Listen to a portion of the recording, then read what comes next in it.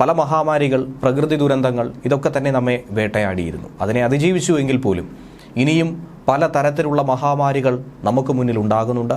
ലോക്ക്ഡൗണും അടിയന്തരാവസ്ഥയും അടക്കമുള്ള പല വിപത്തുകൾ നമുക്ക് മുന്നിലേക്ക് നിൽക്കുന്നു. അതിനെയും തരണം ചെയ്യേണ്ടതായിട്ടുള്ള മുന്നറിയിപ്പാണ് ഇപ്പോൾ നൽകുന്നത്. കോവിഡ് 2019 ശേഷമാണ് ലോകത്തിന് മുന്നിൽ ഒരു വലിയ വിപത്തായി മാറിയത്. വലിയ നീരാളിക്കയായി തന്നെ പിടിച്ചു മുറുകിയത്. ലക്ഷക്കണക്കിന് ആളുകൾ ലോകമെമ്പാടും 1-2 വർഷത്തിനുള്ളിൽ തന്നെ മരണത്തിനിരയായി. വീടുകളിൽ മാത്രം കഴിഞ്ഞുകൂടേണ്ട ഒരു സാഹചര്യമുണ്ടായി.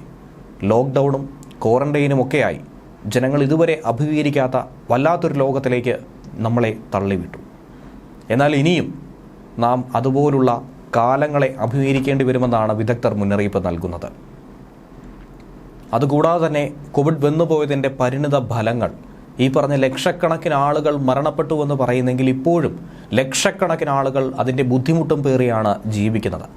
അതിൻ്റെ പോസ്റ്റ് കോവിഡ് സിൻഡ്രം പല രീതിയിൽ പലരെയും വേട്ടയാടിക്കൊണ്ടിരിക്കുന്നു. പിന്നാലെ പലർക്കും സംഭവിച്ചിരിക്കുന്ന ശ്വാസകോശ സംബന്ധമായിട്ടുള്ള മരണം, ഹൃദയ സംബന്ധമായ അസുഖങ്ങൾ, ഇതൊക്കെ തന്നെയാണ് വേട്ടയാടിക്കൊണ്ടിരിക്കുന്നത്.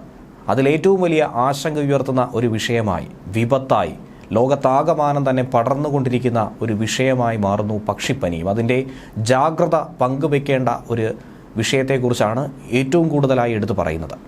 പക്ഷികളിൽ കടുത്ത ശ്വാസകോശ സംബന്ധമായ രോഗത്തിന് ഇടയാക്കുന്ന ഒരു പകർച്ചവ്യാധിയായി തന്നെയാണ് ഏവിയൻ ഇൻഫ്ലുവൻസ എന്നറിയപ്പെടുന്ന പക്ഷിപ്പനി H5N1 ചൂണ്ടിക്കാണിക്കുന്നത്.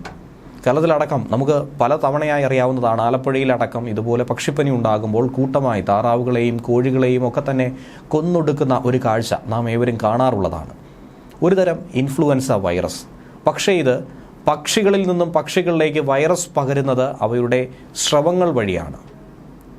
രോഗം ബാധിച്ച പക്ഷികളുടെ ഇറച്ചി, മുട്ട, കാഷ്ടം, ചത്ത പക്ഷി എന്നിവ വഴി രോഗാണുക്കൾ മനുഷ്യരിലേക്കും വളരെ വേഗത്തിൽ എത്തുമെന്നുള്ളതുകൊണ്ടാണ് മനുഷ്യരും ഇതിന് ഏറ്റവും അധികം വൾണറബിളായി മാറിക്കൊണ്ടിരിക്കുന്നത്. അതുകൊണ്ട് നാം ഓരോരുത്തരും ഏറ്റവും അധികം ശ്രദ്ധിക്കേണ്ട ഒരു കാലഘട്ടം തന്നെയാണ് ഇനി വരാനിരിക്കുന്നത്.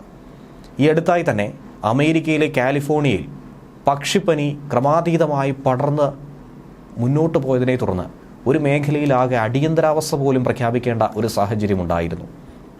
അതുതന്നെയാണ് ഇതിൻ്റെ വ്യാപ്തി എത്രത്തോളം എന്നുള്ളത് നാം ഓരോരുത്തരും മനസ്സിലാക്കേണ്ടത്. നാട്ടിലും കാട്ടിലുമുള്ള നിരവധി പക്ഷികൾക്ക് ഈ രോഗം പടർന്നു പന്തലിച്ചു. അത് മൃഗങ്ങളിലേക്കും വ്യാപിച്ചുകൊണ്ടേയിരുന്നു. ജനങ്ങളിലേക്കും എത്തുമെന്നുള്ള ഒരു വലിയ ഭീതി ഉയർന്നു. അങ്ങനെയാണ് കാലിഫോർണിയയിലെ 600ഓളം കന്നുകാലി ഫാമുകൾ ക്വാറന്റൈനിലാക്കിയത്. ശേഷം ലൂസിയാനയിലാകട്ടെ പക്ഷിപ്പനി പിടിപെട്ട് ഒരാൾ ഗുരുതരാവസ്ഥയിലുമായി. 2024 മാർച്ച് മുതൽ അമേരിക്കയിൽ H5N1 കണ്ടുവരുന്നു എന്നുള്ളതാണ് അവരെ ഭയപ്പെടുത്തുന്നത്. ന്യൂമെക്സിക്കോ, ടെക്സാസ്, കാൻസാസ്, മിഷിഗൺ, ഐഡഹോ എന്നിവിടങ്ങളിലുമൊക്കെ കന്നുകാലി ഫാമുകളിൽ ഇത് പടർന്നുകൊണ്ടേയിരുന്നു. അന്നു മുതൽ 7 സംസ്ഥാനങ്ങളിലായി 61 മനുഷ്യരിൽ ഈ രോഗം കണ്ടെത്തി. ഏറ്റവും അധികം ആളുകൾ, പകുതിയോളം ആളുകൾ കാലിഫോർണിയയിലും. നേരിയ ലക്ഷണങ്ങളാണ് ഉള്ളത്. അതുകൊണ്ട് തന്നെ നേരത്തെ കണ്ടെത്താൻ കഴിഞ്ഞിട്ടില്ല. എന്നാൽ മനുഷ്യരിൽ നിന്നും മനുഷ്യരിലേക്ക് ഈ രോഗം പടരുന്നതായി കണ്ടെത്തിയിട്ടില്ല. ഒരുപക്ഷെ മ്യൂട്ടേഷനും ജനിതക വകഭേദം സംഭവിച്ചുകൊണ്ട് ഇത് മനുഷ്യരിൽ നിന്നും മനുഷ്യരിലേക്ക് പടരുന്നതായി സംഭവിച്ചു കഴിഞ്ഞാലുണ്ടാകുന്ന ഭീതി തന്നെയാണ് ഏവരും പങ്കുവയ്ക്കുന്നത്. ലോകാരോഗ്യ സംഘടനയുടെ കണക്കനുസരിച്ച് 2003 മുതൽ 19 രാജ്യങ്ങളിലായി മനുഷ്യരിൽ പക്ഷിപ്പനി സ്ഥിരീകരിച്ച ഏകദേശം 1000-നടുത്ത് കേസുകളാണ് ഉള്ളത്.